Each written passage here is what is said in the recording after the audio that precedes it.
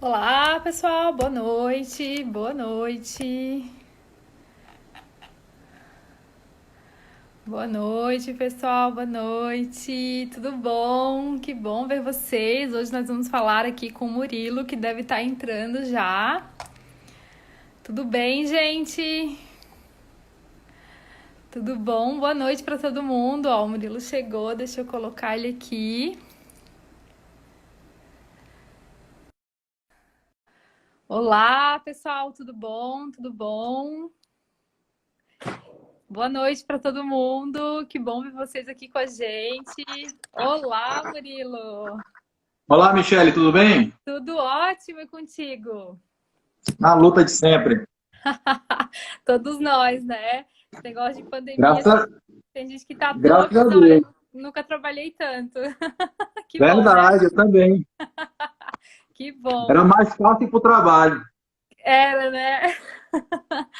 Boa noite, Murilo. Boa noite a todo mundo que está aqui com a gente. É um prazer, né, estar numa nova conversa aqui com todo mundo sobre esse assunto que é bem diferente para mim, né? Normalmente eu falo bastante de projeto estrutural e de BIM. Hoje a gente também vai falar de BIM, porque a gente vai falar dos impactos do BIM nos orçamentos, né? Mas ainda assim tem algumas novidades aqui. Bom, queria agradecer a todos que estão junto com a gente aqui hoje à noite, né? Vamos conversar um pouquinho. Fiquem bem à vontade para fazer perguntas. E queria agradecer muito, muito, muito a presença do Murilo, que aceitou o nosso convite aqui. Estava ansiosa por esse encontro, Murilo. Bom, eu acho que as pessoas já me conhecem, né? Sou bem velha aqui já na AutoQI, todo mundo tá manjado aqui já de me ver. Mas eu vou deixar tu te apresentar, Murilo. Também sei que tu és muito conhecido, né? Mas pode ser que tenha algumas pessoas aqui que nos seguem que talvez não te conheçam. Então, te deixo a palavra aí para te apresentar um pouquinho. Bem, eu que primeiramente agradecer o convite aí, Michele, seu da AutoQI, né? A gente quase se encontra numa viagem de férias, mas houve um pequeno Verdade, desencontro. é verdade. E muito honrado com o convite de conhecer o público da AutoQI. Meu nome é Murilo Reis, para quem não conhece, sou engenheiro civil formado já há 17 anos. Iniciei minha carreira atuando em execução de obras mesmo, e fiquei 5 anos dentro de canteiro de grandes obras, até que passei num concurso. Hoje eu sou engenheiro concursado de um banco público e estou lá há 13 anos, onde nesses 13 anos a minha tarefa principal é fazer análise de projeto, análise de orçamento, análise de licitação e o acompanhamento dessas obras públicas, tá? Aí, além disso, dessa atuação nesse banco público, eu sou professor de universidade, coordenador de pós-graduação, tenho um mestrado e 4 pós-graduações na área de engenharia e estou aí também ajudando essa galera a encontrar um caminho, enfim, e mostro para todo mundo a gama de possibilidades que tem nas áreas que eu atuo mais fortemente, que é de orçamento de obras e de avaliação de imóveis. Estamos juntos aí nessa missão de transmitir conhecimento, né, Murilo?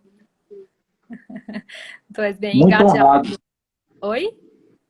muito honrado em poder ajudar as pessoas, né? As Ai, pessoas, elas transformar. agradecem a gente, enfim, os feedbacks são muito bons. Isso traz, assim, eu digo que encontrei meu propósito, né? Eu consigo aliar engenharia, educação e ajudar as pessoas. Isso é muito gratificante. É verdade, eu estou junto contigo nessa. Eu também tenho esse propósito bem firme aqui. Por isso, sou bem realizado no que a gente faz, porque realmente a gente vê tantas transformações na vida de tanta gente, né? E isso realmente não tem retorno melhor, né? Bom, hoje então, como o nosso nome da live fala aqui, né, nós vamos falar então um pouquinho de orçamento, mais especificamente do impacto do BIM nos orçamentos de obra pública, né? O orçamento é uma etapa muito importante, né, Murilo? E não sei por quê, não sei se tu tens essa impressão, mas sempre foi meio marginalizado, assim, ao longo da universidade, né? Eu mesmo tinha, eu tinha essa impressão assim de uma área, orçamento, qualquer coisa, qualquer um faz, tipo, não é grandes coisas. Eu fiquei um tempo com essa impressão, faz já muito tempo que eu mudei, claro, mas eu lembro que na época que eu estudava eu tinha essa impressão. Mas a gente que trabalha aí, tá na vida real, né, no batente, sabe o quanto isso é importante, especialmente em obras públicas, qualquer obra. Mas na obra pública tem a questão, né, do bem comum e da sociedade, então tem essa relevância muito grande, né? Bom, a gente sabe, né, Murilo, que existem muitos estudos que apontam irregularidades nas obras públicas com relação a gastos, né? Tem a questão de corrupção, que eu não vou nem entrar nesse detalhe, porque a gente vai falar hoje aqui de coisas de conteúdos técnicos, falando da questão técnica do orçamento, né? Mas tem também essa questão de corrupção, tem outras questões além disso, mas falando da parte técnica, esses estudos apontam que as principais causas dessas irregularidades normalmente são os projetos que são ineficientes, não são bem especificados, a fiscalização também é ineficiente, os atrasos muitas vezes são injustificáveis, né? Qualidade do projeto, do todo ali também insuficiente, o edital incompleto, especificações mal colocadas, não bem definidas, enfim. Existem diversos problemas aí que abrangem a questão de orçamentos em obras públicas, né? Murilo, por que tu achas que isso acontece? A gente sabe que a construção civil tem problemas em todas as suas esferas, a gente sabe disso, mas falando do orçamento, por que tu achas que ainda hoje existe tanto problema para obter um orçamento preciso numa obra pública? Bem, inicialmente, Michele, eu também compartilho com a tua opinião da deficiência da área de orçamento nas faculdades no Brasil, né? A gente percebe que na maioria das faculdades a área de orçamento de obras ela é uma parte de uma disciplina. É raro a faculdade que tem uma disciplina específica para isso. E a gente tem que lembrar que, independentemente se você atua na área de projetos, na área de execução, você precisa ter noções de orçamento. Por exemplo, quando tu está fazendo teu projeto estrutural, por exemplo, tu tem que pensar em duas coisas muito importantes. Se aquilo é viável, né, em termos de custo, né, e também se é facilmente execuível, se aquilo eu vou conseguir executar no canteiro de obras. Então, se a gente não tiver a cabeça de que o resultado da nossa obra tem que ser viável, tem que ser lucrativo, tem que apresentar o menor custo possível para o cliente, a gente está fazendo uma engenharia meio egoísta, né? Querendo fazer uma coisa muito bacana para a gente, um projeto muito bom, mas que de repente ele não é viável. E o cliente muitas vezes está olhando pela parte do custo. Então, o custo para todas as áreas da engenharia e da arquitetura é muito importante para que a gente possa fazer projetos execuíveis, né? E que sejam lucrativos e seja fácil de vender para o nosso cliente.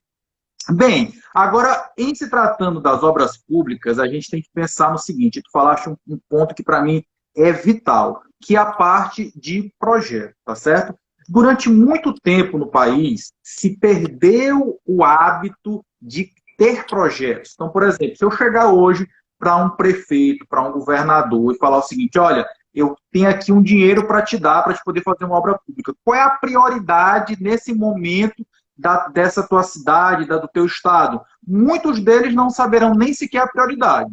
E se sabem, muito provavelmente ainda não existe projeto para isso. Então, por exemplo, lá na época do PAC, né, que o pessoal disse, o PAC não foi para frente, muito foi por conta disso.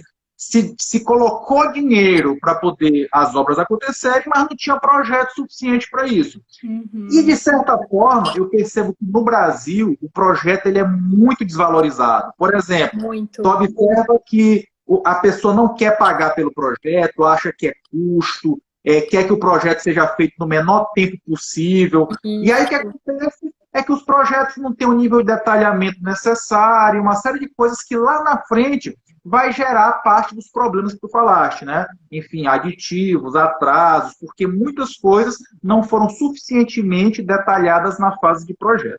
E para piorar a situação, eu sempre costumo dizer o seguinte, que para eu ter um bom orçamento, a matéria-prima principal é um bom projeto. Se eu tenho um bom projeto, uma boa especificação e um bom detalhamento, eu tenho já 50% de um bom orçamento. Os outros 50% vai ser o orçamentista saber a metodologia para poder fazer esse orçamento, saber levantar os quantitativos e uma série de outros detalhes.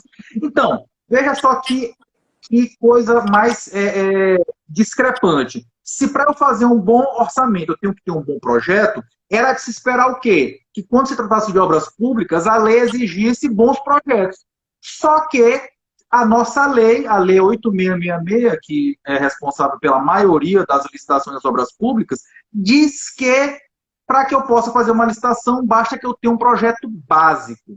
E aí reside um problema muito grande, porque muita gente não tem noção sequer do que é um projeto básico. Então, o que eu vejo muito hoje é o gestor público, às vezes, querer chegar lá na instituição que eu trabalho com uma planta baixa e achar que aquilo é suficiente para poder ir para uma licitação, porque é um projeto básico. E aí, quando a gente chega e diz, não, prefeito, eu preciso de um projeto estrutural, do elétrico, do hidráulico, da sondagem. Aí ele fala assim, mas essa instituição é muito burocrática. Não, a gente está pedindo apenas o mínimo necessário para que a gente tenha como aferir aquele orçamento, que tenha uma noção mais precisa. Então, esse, na verdade, é o grande problema. Passar dessa fase, né, de projeto, vem uma outra fase muito importante, que é profissionais que tenham conhecimento e experiência para que possa fazer uma correta leitura e levantamento de quantitativos, que aí daqui a pouco a gente vai chegar nesse assunto no BIM, que vai facilitar muito esse trabalho, né? E aí, só para poder somar esse problema, além de muitas vezes o profissional que vai lá fazer o orçamento para a prefeitura não ter essa experiência necessária, isso acontece muito, porque observa o que acontece, pessoal, com os concursos públicos para as áreas de engenharia e arquitetura. Os salários é o quê? R$ 1.500, R$ 2.000. Então, não é atrativo para que os profissionais realmente vão para lá e se dediquem àquilo da forma que deveriam. Então, acaba que junta nessa salada tudo isso. Não ter projeto, mau detalhamento profissional, ou descompromissado, ou simplesmente não tem um profissional naquela prefeitura, e junta essa salada e nós temos, então, a receita para esse tipo de problema aí, atraso, aditivo, etc. Então. Tu sabes que essa questão de projeto, eu trabalho com isso, eu vivo isso diariamente, né? Porque bem a nossa área aqui na AutoQI, parte de projetos. Então, realmente, assim, ó, até colocaram aqui já que é uma questão cultural, e é verdade mesmo, a gente tem essa cultura de não planejar as nossas obras, né? E dentro de planejamento, não tá só o cronograma, mas o projeto também é planejamento, né? Então, a gente tem essa cultura, eu bato nessa tecla sempre, porque é um problema muito grave, e daí vem muitas coisas que a gente vê que estão atrasando a nossa indústria da construção, né?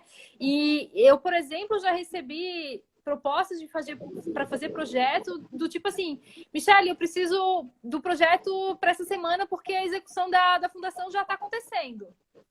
Aí, quer dizer, eu faço estruturas. Como que eu vou fazer o projeto de estrutura se a execução já está sendo feita, né? Então, quer dizer, é um problema muito grave. E ainda você falou uma coisa bem importante, que muitos profissionais ou contratantes, enfim, eles nem pedem projeto, né? Também tem isso, mais grave ainda, né? Então, quantas obras acontecem sem projeto, né?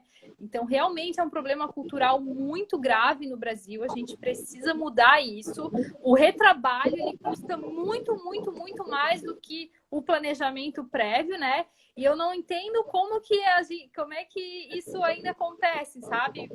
A gente aceitar que vai pagar muito mais no retrabalho e não planejar melhor, né? Mas, enfim, a gente está trabalhando para mudar isso, né, Murilo? Exatamente. E essa mudança de cultura, ela vai muito de nós profissionais. Eu digo muito isso, que a gente precisa saber vender a engenharia, vender a arquitetura, né? Não apenas como um custo, mas como um investimento. A gente precisa mostrar para o cliente, por exemplo, o que pode acontecer se ele não fizer um projeto, ou quanto pode ficar mais cara a obra dele. Na hora que a gente consegue mostrar isso para ele, se torna muito mais palatável que ele queira fazer um investimento num projeto, na sondagem, enfim. Só rapidinho, Michele, só de curiosidade, quando eu viajei, eu fui para Dubai há 2 anos atrás. E aí, quando o pessoal da equipe da agência de turismo foi lá visitar os hotéis que nós íamos ficar, eles disseram o seguinte, não, esse hotel aqui ele é muito isolado, não tem nada aqui próximo. E, 6 meses antes da viagem. Não, mas aqui na frente vai ter um shopping até vocês chegarem. Não, peraí, a gente vai chegar daqui a 6 meses. Pois vai ter um shopping aqui na frente. E quando a gente chegou, estava lá o shopping montado. Porque o que acontece? Se planeja, se faz projetos, né, com um nível de detalhamento bem grande, se perde um tempo, se investe um tempo fazendo com que tudo aquilo seja pensado antes, e na hora que chega na obra é só realmente uma linha de montagem. E aí, claro que a obra é muito rápida, enfim, muito eficiente. Eu imagino o teu susto, porque se fosse no Brasil, 6 meses, é óbvio que não ia ter ali nada, né? É normal.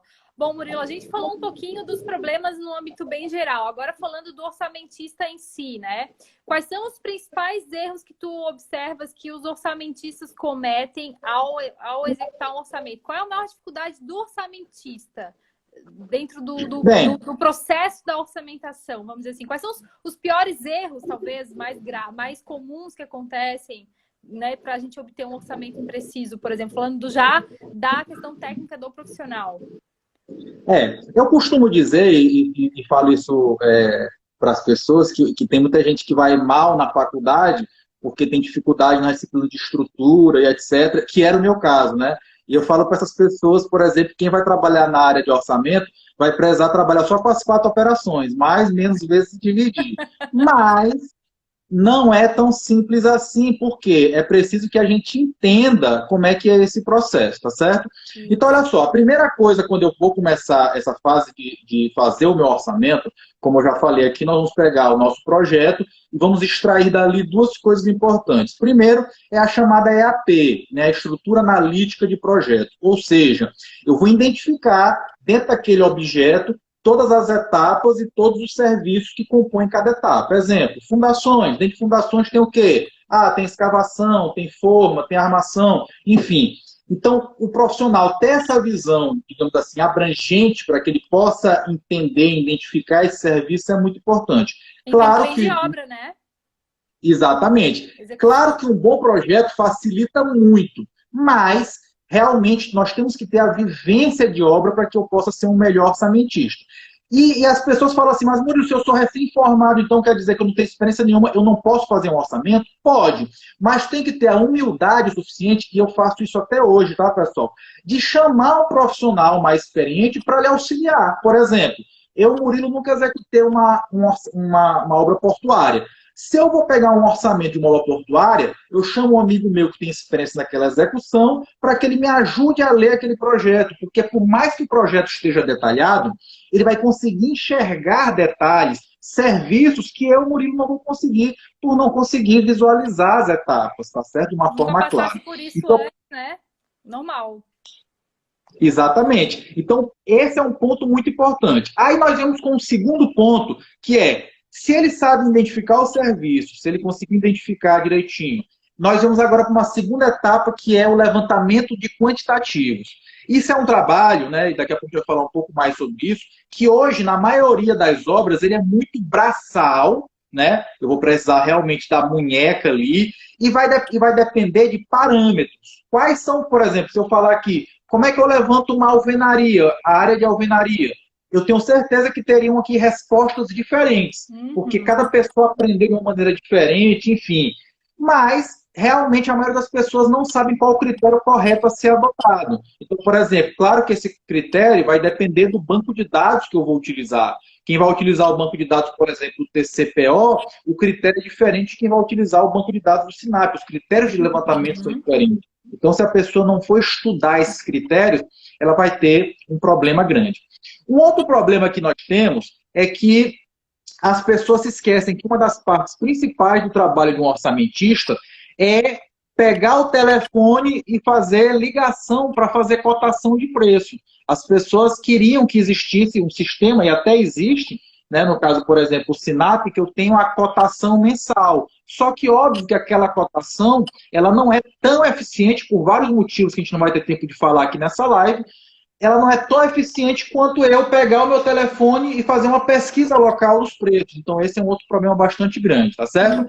Além disso, nós temos um outro grande problema, que são os custos indiretos, que muitas vezes as pessoas não se lembram deles, né? Porque é muito fácil eu pegar o projeto, ler os serviços, extrair os quantitativos, calcular o preço de cada serviço, do concreto, da alvenaria, etc. e tal, mas aí eu tenho que começar a me lembrar o seguinte, tá, mas para esses serviços acontecerem, o que eu preciso de ter? De estrutura. Então eu tenho que me lembrar da administração local, tenho que me lembrar da mobilização e desmobilização do canteiro, tenho que me lembrar do próprio canteiro de obras em si, das áreas de vivência, uma série de detalhes que se eu não realmente tiver essa experiência, eu acabo cometendo falhas. E por último, a última etapa do orçamento é o BDI, que também gera muitas dúvidas ainda.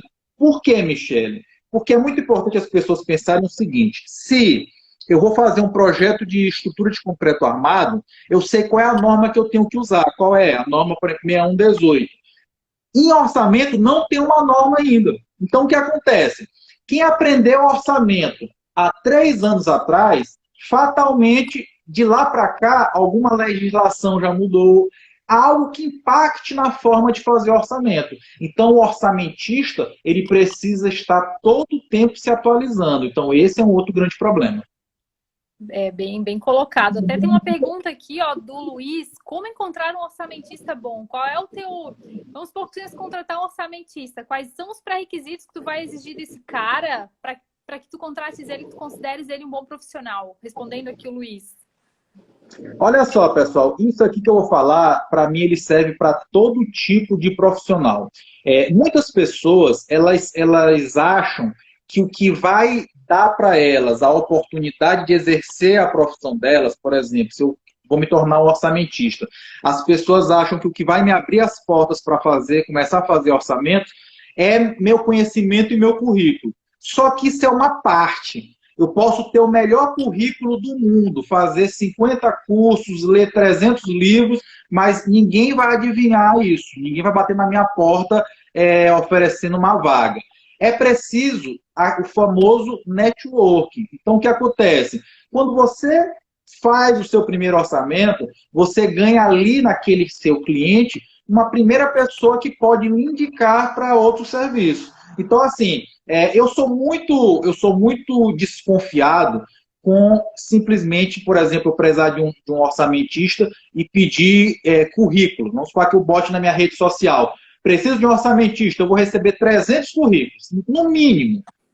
Só que acontece, para mim não importa se tu fez curso de orçamento, tu tem pós em orçamento, eu quero saber se tu realmente já fez orçamento, se tu tem a experiência prática. E para isso é fundamental o relacionamento. Então é muito mais provável que eu chegue para algum amigo meu, por exemplo, empresário, construtor, e diga, rapaz, tu conhece algum bom orçamentista aí? E aí ele vai falar, opa, já trabalhei com fulano, fulano fez um bom orçamento.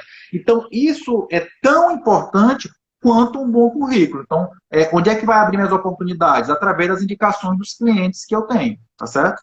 Com certeza. E é verdade mesmo, vale para todas as áreas, né? O networking, hoje em dia, se a gente não formar uma rede, a gente está lascado, né? Sozinho é bem difícil. Não é impossível, né? Afinal de contas, se você for bom, uma hora você vai chegar lá. Mas que é bem mais difícil né, Murilo? Com certeza, né? Tu estavas falando ali dos problemas que a gente tem, né? Os orçamentistas têm para ter uns orçamentos precisos. E tu comentaste a questão das informações dos projetos, né?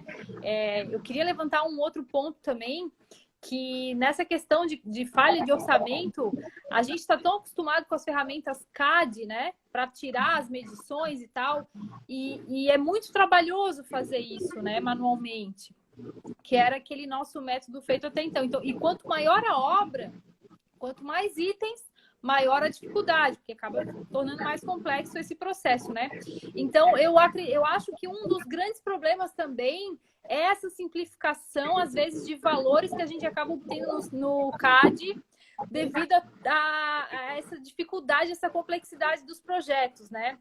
Percebo muito isso. Eu peguei até um estudo da Rafaela Alves, que acho que foi tua aluna, né, Murilo? Um estudo Foi bem me orientando. Isso. Eu peguei o TCC dela, ela fez um estudo, ela fez uma comparação lá entre uma obra de ampliação de um hospital, né, feito pelos métodos tradicionais e feito em BIM, onde ela comparava isso. Então, ela apontou que 66,66% dos elementos estudados, né, que ela pegou um grupo de elementos lá, ultrapassaram o valor limite de 15% da precisão do quantitativo.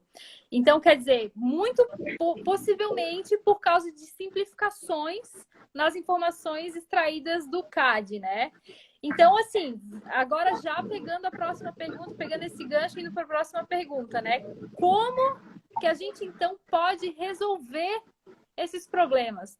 né? A gente tem alguma série de coisas que dá para fazer aí, mas agora falando bem especificamente dessa melhoria, às vezes, de obtenção de resultados, assim, o que tu achas que pode finalmente melhorar isso e tornar os nossos orçamentos mais precisos?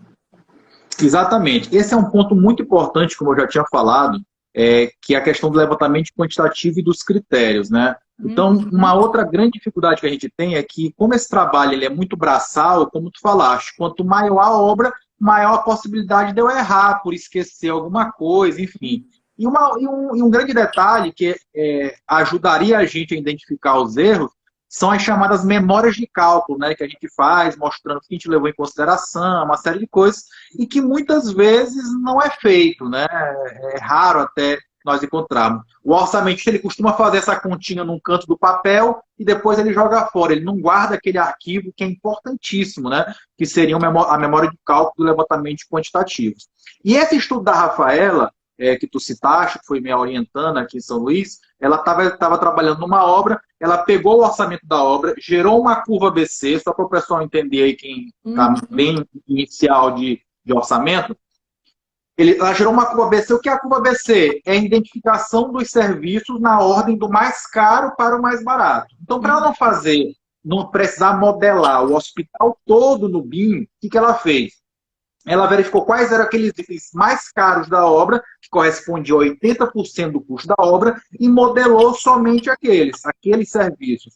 E ela identificou erros de quantitativo na maioria deles. Né? Então, chegou a ter erro de quantitativo de mais de 40%. Ou seja, não é um errinho de arredondamento, é erro mesmo, erro crasso. A pessoa esqueceu de computar alguma coisa. Sim. E aí, o mais interessante, ela encontrou erro para mais e para menos, né? Assim, o cara erra para mais e para menos. Então, assim, isso acontece muito. E é exatamente, que talvez seja o nosso próximo ponto que a gente vai abordar, e é exatamente por isso que o governo federal vem fazendo uma série de esforços para que possa implementar o BIM nas obras públicas.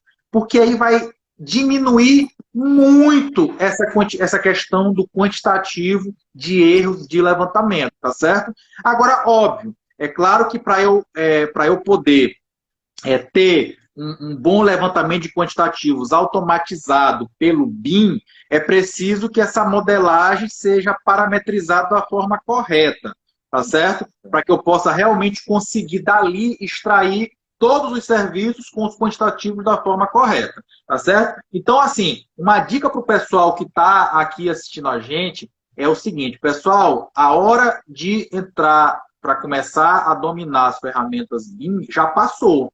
A melhor data era ontem para você começar. A segunda melhor data é hoje para você começar. Porque a partir de 2021 existe um cronograma que a partir de 2021 vai ser cada vez maior a exigência de obras modeladas em BIM. Agora, só um detalhe que eu queria deixar claro para as pessoas. O BIM, eu costumo dizer que ele é uma metodologia quase infinita, né? Tu começa, faz a primeira coisa e aí aquilo abre um leque de possibilidades. Projetos estruturais em BIM, hidrossanitários em BIM. E aí vai depender muito do que exatamente tu vai fazer. Tu não precisa saber usar todas as ferramentas do BIM. Por exemplo, eu, Murilo, enquanto orçamentista, o meu conhecimento ele é um nichozinho do BIM. Já a Michelle, que vai projetar estruturas, ela já vai para um outro lado. Então, o BIM ele tem essa possibilidade de eu entrar na metodologia até onde é minha área de atuação, sem precisar eu ter um conhecimento, ser um BIM manager, né, como a gente chama hoje, que entende de tudo. E, assim, hoje as instituições que eu atuo já estão monitorando para saber como está o nível de conhecimento dos seus profissionais, para já treinar esses profissionais, porque 2021 está bem aí batendo na porta já. Ah, mesmo. Então, Murilo, falando um pouquinho do BIM, né? Eu que sou uma das grandes entusiastas do BIM, né? Que bom que a gente está nesse assunto, porque ele é extremamente relevante para esse momento, né? Então, só dando uma pincelada para as pessoas como que as coisas mudaram, né? Antigamente, então, a gente tinha lá as ferramentas de CAD, extraía todas as informações de forma manual, o que levava a muitos erros, como a gente já falou várias vezes aqui. Depois a gente tinha que cruzar esses quantitativos que a gente gerava do CAD, cruzar com planilhas para cálculo das composições, incluir todas, fazer todo aquele processo do orçamentista que ele está acostumado, e aí a gente obtinha, então, o orçamento. Com o BIM, pessoal, agora nós temos ferramentas, né, de orçamento 5D, que elas já funcionam como plugins dentro das ferramentas BIM de modelagem de projeto. E ali a gente já consegue extrair de forma automática todos os quantitativos com grande precisão, inclusive cruzar esses quantitativos com as planilhas, né, com as composições de custo, SINAP, TCPO e algumas outras aí, né? Então, o ganho é absurdo porque a gente tem a informação toda linkada desde a parte inicial do planejamento, que vão dos projetos, passando pela parte de planejamento da obra, orçamentação, inclusive a parte de pós-obra. Então, as informações elas são todas linkadas e a gente consegue, então, ter muito mais assertividade em todas as etapas da obra. Até alguém comentou aqui, e é o que eu ia comentar agora para reforçar, que, ok, o BIM vai ajudar muito nesse processo, mas não basta apenas modelar, né? Nós temos que saber modelar em BIM devidamente, tu comentaste isso, e é verdade, esse realmente é o grande X da questão, o que da questão, né? Então, por isso que eu estou batendo nessa tecla também na importância da gente começar a entender mais da obra como um todo. A gente sabe que cada um de nós é especialista em alguma coisa, mas nesse momento a gente precisa entender um pouco mais da obra, porque eu preciso saber como funciona o orçamento para eu poder modelar o meu projeto. O arquiteto precisa saber disso. Claro que existe uma conversa, existe todo um alinhamento na etapa inicial entre todos os envolvidos, né? Tem um BIM Manager que vai fazer esse gerenciamento todo, porém a gente precisa aprender sobre os outros sistemas, a gente tem que entender como que funciona para que a gente possa modelar o nosso projeto, fazer o nosso orçamento, nosso planejamento, para que essas informações possam ser usadas em outras etapas. Porque se isso não acontece, a gente acaba não tendo os benefícios do BIM, né? Porque as informações vão se perdendo. Então, esse é um ponto muito fundamental, né? É um momento de estudo, é uma disrupção no nosso método de trabalho, mas que tende a gerar muitos ganhos e por isso, né, agora com o decreto, então, que é para ontem, é uma grande oportunidade para a gente finalmente melhorar os nossos resultados e alavancar a construção civil, que é uma área que está tão desvalorizada por tantos anos, né? Exatamente. Inclusive, eu peguei aqui uns dados, eu adoro dado, né? Eu adoro um estudo. Eu peguei um estudo só para passar para as pessoas, para elas terem noção da diferença que o BIM faz na parte específica de orçamentação. Tem um estudo da Stanford University, que é americana, que fala lá o seguinte: eles fizeram com base em 32 projetos de grande porte lá nos Estados Unidos, um estudo, e olha só os números que eles obtiveram. Vou pegar na minha colinha aqui na minha frente. Eles viram que a partir do BIM, teve uma eliminação de até 40% de mudanças orçamentárias não previstas, ou seja, aditivo, que é um problema gravíssimo em obra pública. Então, 40% de redução. Isso é muita coisa, né? Estimativa de custos com imprecisões de até 3%. 3%, gente. Quanto que tu costuma ver aí, Murilo? Olha, só para te ter uma noção, existe um estudo que mostra que assim, os limites de aditivos são 25% na obra pública, 25% para a obra e 50% para a reforma. 90% das obras vão bater nos 25%, né? E muitas vezes só não passam porque existe um limite. Porque, na verdade, o projeto está tão mal levantado que deveria até passar esse percentual. Então, realmente, isso é uma precisão absurda a nível Brasil. Imagina, até 3%, né? E esse dado agora que eu vou falar é um que eu acho muito, muito chocante, que tem uma estimativa de até 80% de redução no tempo gasto na elaboração de estimativa de custo. 80%, gente, é muito tempo. Quanto orçamento a mais a gente poderia fazer fazendo em BIM? Olha só, é muito tempo. E tem mais um dado também que eu acho bem interessante, que é até 7% de redução no tempo de projeto. Porque o BIM, ele reduz o tempo de todas as etapas, né? E, inclusive, olha só uma coisa que eu acho bem legal também do BIM. Tu falaste ainda há pouco que, às vezes, o projetista, ele não tem noção da solução dele, se ela é mais barata ou menos barata, ele não tem essa noção. E, de fato, ele não tem. Com o BIM, rapidamente eu posso modelar mais de uma solução estrutural, no meu caso, falando, né? E rapidamente gerar um orçamento da solução A e a solução B.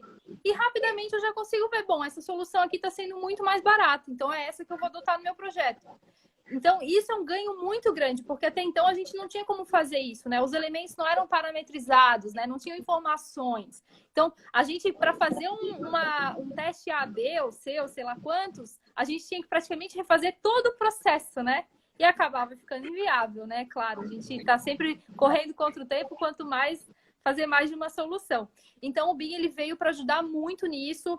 E vale a pena investir. A gente agora está com esse decreto 10.306, né, que colocou aí como premissa já para 2 órgãos a partir do ano que vem. A parte de orçamentação, na verdade, ela vai ser cobrada a partir de 2024, né, segundo o decreto.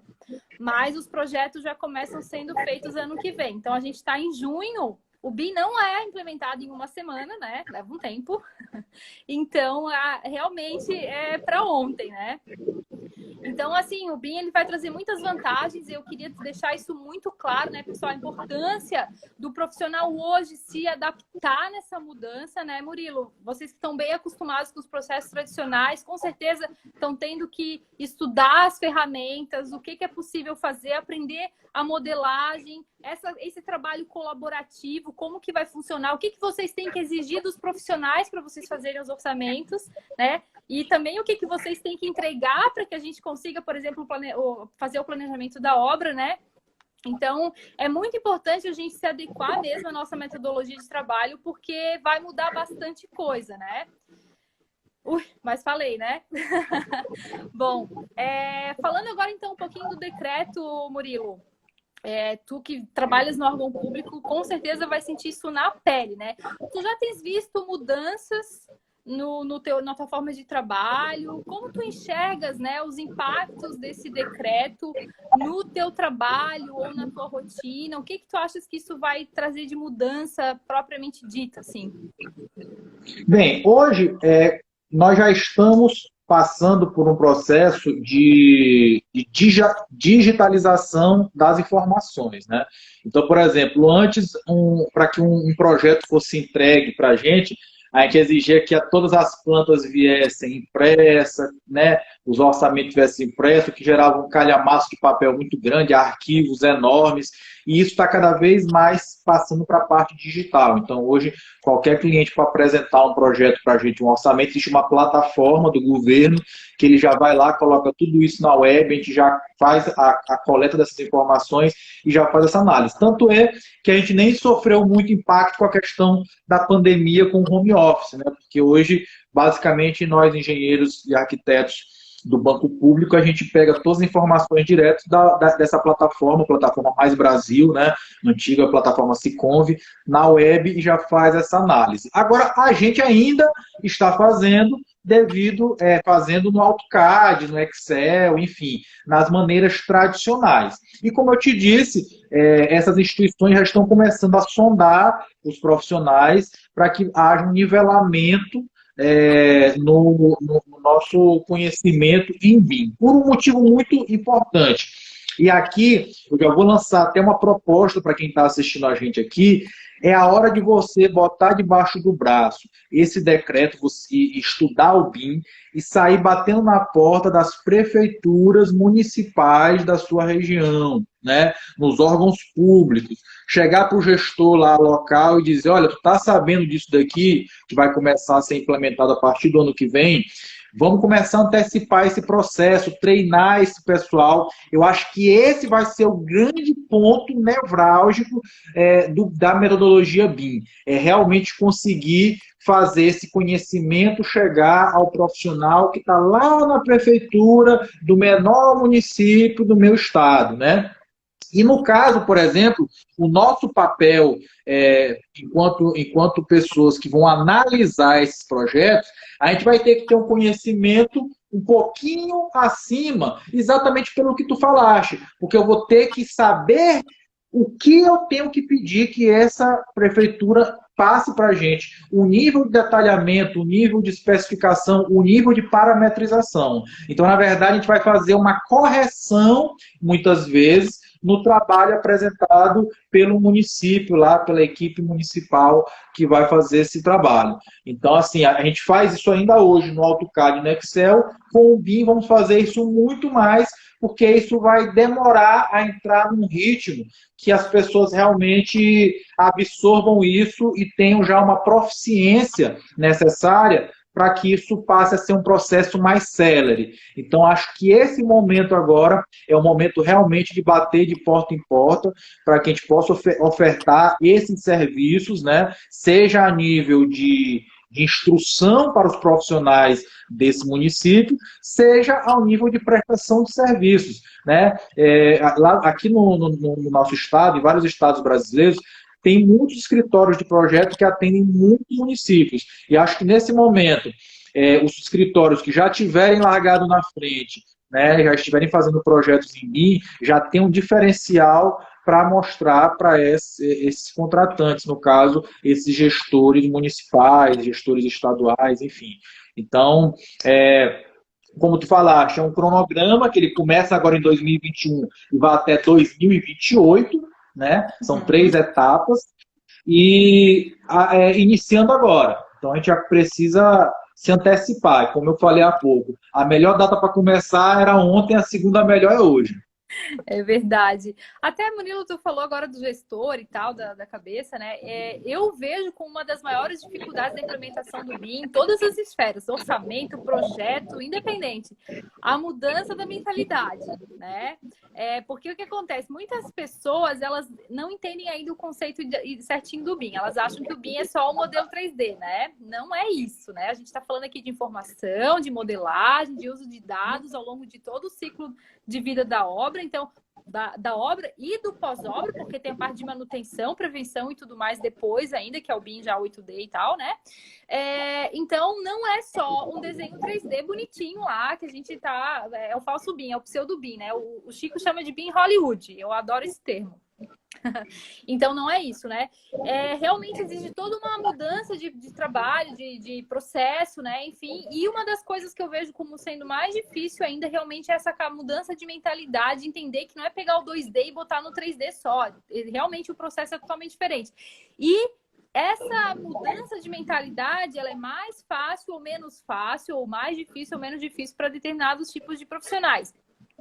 Dentro do teu meio público, tu achas que isso parte mais, essa dificuldade vem mais dos gestores, da equipe técnica que tá, a gente sempre fez assim, onde tu acha que é a maior dificuldade para mudar essa mentalidade no teu setor lá, que tu trabalhas?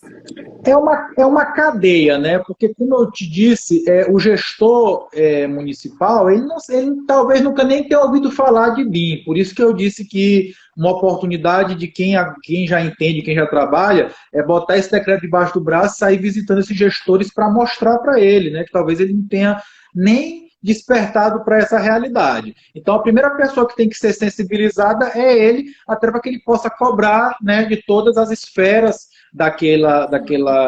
seja do município ou do estado, para que comece a implantar. Mas também, eu preciso dizer aqui que tem muito também do profissional. E aí nós vamos voltar para aquela questão que eu falei lá no início da live, né? Às vezes, da valorização do profissional. Como eu te disse, às vezes o profissional que presta serviço para o município, o concurso público aí que tem para engenheiro, arquiteto do município, é R$ 1.500, é R$ 2.000. Então, essa pessoa, muitas vezes, ela não tem a motivação necessária para poder investir em si mesma, né? Não percebe que isso é um diferencial para ela. Então, a gente tem muito profissional que fica esperando que a empresa ou o município, enfim, onde ele trabalha, que invista na formação dele. E o que eu estou querendo bater na tecla aqui para o pessoal é que se você não investir em si mesmo, ninguém vai ser obrigado a investir. E até 2 dados que corroboram isso, saiu uma pesquisa recente da Federação das Indústrias do Estado de São Paulo, eles entrevistaram várias empresas de engenharia e disseram que, olha só que dado, as pessoas falam que não tem oportunidade, né? Muitas reclamam que não tem oportunidade. As empresas estavam dizendo o seguinte, olha, 77% das empresas têm dificuldade em encontrar engenheiros para contratar. Por quê? Porque não é simplesmente a pessoa ter o canudo de engenheiro, é ter aqueles conhecimentos, aquele know-how, aquela experiência para aquilo que ela está precisando, né? E aí nós estamos aqui agora, chegando num ponto que ainda é, eu posso dizer assim, um oceano azul. Por quê? Porque a maioria, 60%, 70% dos profissionais ainda não acordaram para essa realidade. Por isso que eu disse, quem chega primeiro na fonte, bebe água limpa. A hora de entrar é agora, para que lá em 2021, em 2022, você tenha um nível de conhecimento adequado e seja referência para que você possa fazer e ajudar, inclusive, nessa campanha de conscientização que é necessária em todos os níveis, do nível do profissional até o nível do gestor, seja na esfera pública, seja na esfera privada. Inclusive, só um adendo, né? O decreto 10.306, alguém perguntou aqui sobre o número, é 10.306, tá? Se eu não me engano, ele foi de 3 de abril agora desse ano, tá?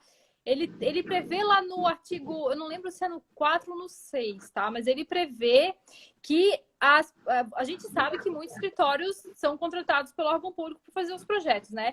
E os órgãos vão exigir realmente comprovação de que o profissional tenha capacitação em BIM. Então, quer dizer, quem aí está nos assistindo e trabalha hoje para o órgão público, né, contratado aí normalmente aí pelo órgão público, saiba que você vai ter que comprovar capacitação em BIM. Então, isso está no decreto, gente, virou lei, não tem mais. Então, a gente está falando aqui de oportunidade, né? Então, reforço isso, porque é obrigatório, inclusive, para quem vai atuar nessa frente aí, tá? Então, é muito importante a gente abrir o olho para essa oportunidade, né? Como tu falou, a gente vive reclamando. É hora de a gente sentar um pouquinho, estudar, ver as nossas metodologias, como é que funciona isso, botar a mão na massa e começar a trabalhar em BIM, porque realmente é uma oportunidade muito grande e a dificuldade de encontrar profissionais que atuam nessa área é muito grande. Então, realmente, é um leque aberto aí para que a gente consiga melhorar a nossa atuação no mercado de trabalho, né? E outra coisa também, Murilo, que tu comentou rapidinho ali ainda há pouco, foi a questão da contratação, né? Também é uma dificuldade ainda muito grande no órgão público em relação a trabalhos em BIM, né? Porque como as pessoas ainda não conhecem direito a metodologia, não sabem ainda como licitar,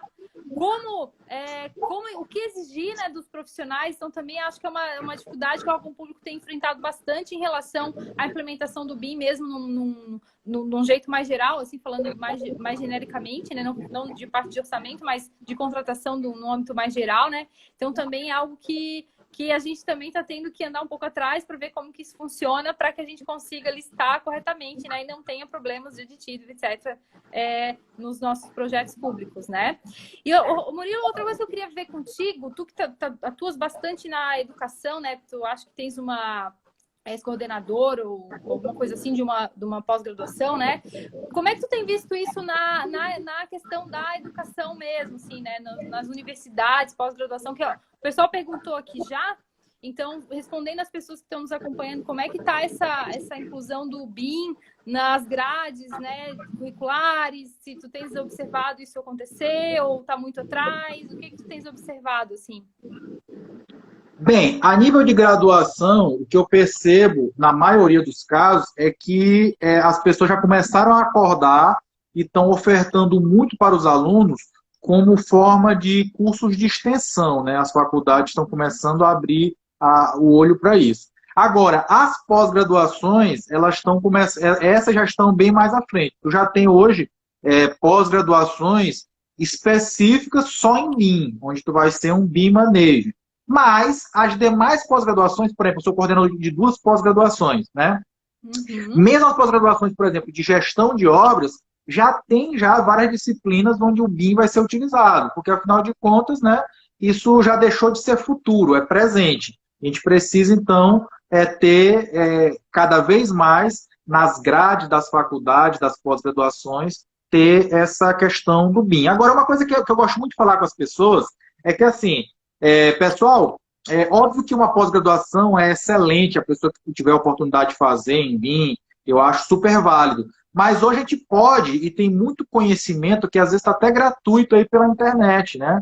Enfim, no YouTube tu encontra muita coisa. Então, o que eu não gosto é quando a pessoa começa a encontrar dificuldade alegando, mas eu não tenho dinheiro, mas eu não tenho tempo, para começar a estudar, porque hoje o conhecimento está na palma da mão, e por mais que você, quando comece a olhar no YouTube, não tenha muitas vezes um conhecimento de forma organizada, aula 1, aula 2, aula 3, mas para quem realmente não tem condições nesse momento, vai, pesca uma coisa aqui, pesca uma coisa ali, e começa a construir o seu conhecimento até ter realmente condição de investir em um curso de extensão, uma pós-graduação e etc. E também, às vezes, a gente fica... a gente não encontra, às vezes, aquele trabalho que a gente deseja, e aí também, às vezes, vai fazer após para se ocupar, né? Eu já vi muita gente isso também, assim, de fazer pós sem um objetivo específico, assim, né? Às vezes só para ocupar o tempo, porque não... não tô falando, não sou contra pós, pelo amor de Deus, eu fiz pós e tal, mas a importância da pós, às vezes um curso estendido a mais, é da gente ter um objetivo específico, né? Porque, assim, eu sinceramente acho que botar a mão na massa é um curso muito bom, sabe? Com certeza. É a melhor pós-graduação. Um dos melhores cursos é botar a mão na massa, né? Então, se eu pudesse deixar um recado para as pessoas que estão aqui, bota a mão na massa, sabe? Às vezes ter algum profissional experiente, como você mesmo falou, que até hoje você faz quando tem alguma situação mais diferente do que você está acostumado, né? De pedir auxílio, trocar informação, isso é muito válido, né, Murilo? Eu também faço isso muito, tenho alguns profissionais que eu me baseio muito neles, sempre procuro quando preciso, e como isso ajuda, né, no nosso desenvolvimento de carreira, né? Então também vale essa questão assim, né? Botar a mão na massa sempre é importante e, claro, né, procurar cursos e tal. Eu acho que essa questão da universidade no estudo do BIM, eu percebo que varia muito de lugar para lugar, assim, sabe? Eu não sei se tu também concordas com isso, mas, por exemplo, eu já vi universidades que não tem absolutamente nada em BIM. Nada. Mas eu já vi universidades que já têm, inclusive, escritórios pilotos de BIM, onde os alunos fazem já os projetos em BIM, desenvolvem trabalhos, depois estudos, coletam resultados, né, de melhorias de processo e tudo mais. Então, aqui na UFSC, por exemplo, a gente tem um laboratório ali, o GBIM, que eles fazem isso. Então, eu acho que também varia muito, assim, né, da universidade, né? Mas eu vou dar uma olhada nas perguntas aqui também. Muita gente comentou muita coisa. Meu Deus, me perdi nas perguntas. Eu vou dar só uma dica para o pessoal enquanto tu procura as perguntas, Michele. Para quem realmente está querendo começar agora do zero, uma das coisas que eu sugiro é o seguinte. Existe uma série de manuais da CEBIC, né, Câmara Brasileira da Indústria da Construção, Manual de Implementação do BIM, se não me engano, são 5 ou 6 volumes, que ali já dá para a pessoa começar a ter um start. Vou até fazer aqui um favor para o pessoal. Depois da live aqui, pessoal, aquelas pessoas que postarem um print da live aqui, marcar o meu perfil, o perfil da AutoQI, eu vou mandar para vocês, tá? Os links já bem mastigadinho para vocês só clicarem e baixar. Opa, aí sim, hein? Tem o Manual BIM do Paraná também, que eu também indico. E o de Santa Catarina também, que são dois que já estão mais na frente, né? Santa Catarina, né? Não é porque eu sou daqui, mas tá bem na frente aí no âmbito nacional, né? Em relação à adequação do BIM. Então, também eles criaram um manual bem interessante lá, que vale a pena também acessar junto com esse da CEBIC que tu comentaste. Bom, teve uma pergunta aqui, ó. Murilo, você que é do órgão público, que critérios você usaria para saber se um profissional possui ou não conhecimento adequado? Olha, como a gente trabalha analisando os produtos desse profissional, a gente consegue perceber muito claramente, porque assim, hoje eu posso dizer que 90% dos orçamentos que são apresentados lá no banco onde eu trabalho, eu preciso mandar voltar para corrigir. Às vezes erros bobos, enfim. Então as pessoas realmente faltam aquilo que eu disse, né? Orçamento é uma área que requer constante atualização. Não basta eu ter aprendido na faculdade e achado que aquilo que eu aprendi é suficiente. Eu preciso estar me atualizando. E aí, quando a pessoa apresenta para a gente o orçamento, eu já preciso mandar voltar. E aí isso parece que é uma burocracia para o gestor, né? Pô, fica esse bate e volta. Mas é porque está vindo ruim, está vindo mal feito. E a gente precisa ter uma conformidade para que a coisa vá para frente e exatamente diminua aquela questão dos aditivos, do atraso de obra e etc. Sim, e tem mais uma pergunta aqui que é o seguinte, ó, que gostaria de especializar mais na parte de orçamentação e em BIM. Agora voltando mais para a parte de orçamento, então, algum curso que tu indicas, uma pós específica, ou botar a mão na massa mesmo, mais livros, de repente, o que tu indicas na tua área Olha mais só, de eu vou fazer um outro convite para o pessoal. Exatamente hoje, eu coloquei no ar um workshop, tá certo? Que são 4 aulas que eu ensino a pessoa do zero. Então, a primeira aula foi hoje e vai até na quinta-feira, tá certo? Um workshop gratuito, 100% gratuito. Também é a mesma coisa. Quem que estiver assistindo a gente aqui, quiser assistir esse workshop, vai lá, me manda um direct que eu mando o link para você se inscrever. Esse é um ponto inicial, tá certo? E lá eu indico quais são os melhores livros, enfim, para que você possa se aperfeiçoar na área. Como tu falaste, Michele, após eu olho com muitas restrições. Eu acho que tem muita coisa que a gente pode começar estudando e se atualizando sem necessariamente fazer uma pós. E pós na área de orçamento também é difícil. Eu só conheço uma no Brasil, no Rio de Janeiro, que é do IBEC, Instituto Brasileiro de Engenharia de Custos. Não é INBEC, é IBEC, tá? Então, só conheço essa. Mas a gente tem muito conhecimento para disponibilizar para o pessoal, até gratuito, como é o caso do workshop. Beleza. Mais uma perguntinha aqui só, Murilo. A Tatiane perguntou aqui, ó, será que a Caixa Econômica já está passando para os colaboradores nessa questão da exigência do BIM? Como é que está isso dentro da Caixa Econômica?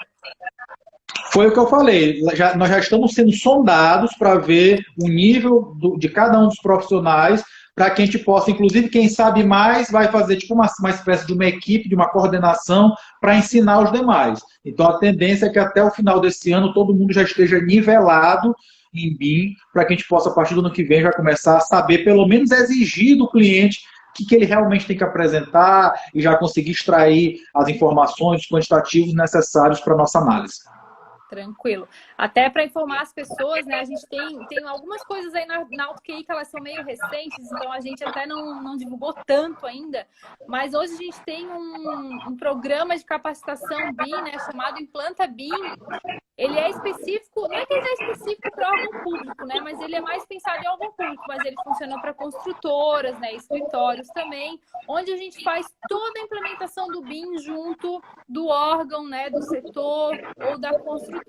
Como é que funciona? A gente faz toda a parte de treinamento, entender o que é BIM, para que serve, quais são os usos que a gente vai querer aqui no nosso projeto, na nossa obra, aqui no nosso órgão público, fazer essa questão de identificar a maturidade do órgão, né? Porque a gente sabe também que o BIM não pode, assim, o órgão lá mal trabalhou em tarde já quer o 8D do BIM, né? A gente sabe que é um passo de cada vez, né?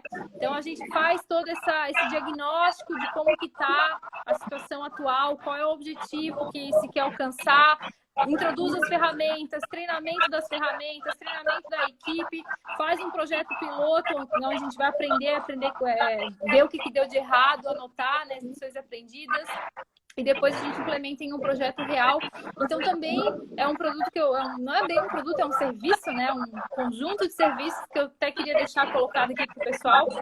E a gente também está prestando e que tem trazido ótimos resultados, né? A gente já implementou na Prefeitura de Florianópolis e em alguns outros órgãos também. Então, também, tá, Murilo? A hora que precisar lá na Caixa Econômica, a gente conversa. Com certeza. Tá bom? Já vou levar essa sugestão. É bem interessante, porque num momento como esse, uma consultoria é bem importante para que a gente consiga bancar essa perda de produtividade inicial que a gente vai ter, porque é um momento de aprendizado, né? Então, também fica a sugestão. Bom, nosso tempo está acabando aqui, nós temos mais um minuto. Vou encerrar, então, agradecendo as pessoas que estavam aqui conosco hoje à noite. Pessoal, muito obrigada por estarem aqui junto com a gente, ter acompanhado a nossa live. Espero que tenha sido proveitoso aí para vocês, né? A gente discutiu um pouquinho aí dessas mudanças na parte da orçamentação levando em conta o BIM, né? E queria agradecer também o Murilo mais uma vez, tá, Murilo? Muito obrigada por ter vindo aqui, aceitado o nosso convite. Espero te encontrar em próximos eventos, que a gente faça mais como essas. Vou deixar tu falar. Com certeza. Eu que agradeço, pessoal. Muito obrigado a você, a AutoQI, todo mundo que assistiu a gente aqui hoje. Tá certo, então, Murilo. Muito obrigada. Pessoal, é isso. A gente se vê nas próximas lives. E até mais, então. Boa noite para vocês. Tchau, Murilo. Valeu. Até mais. Tchau.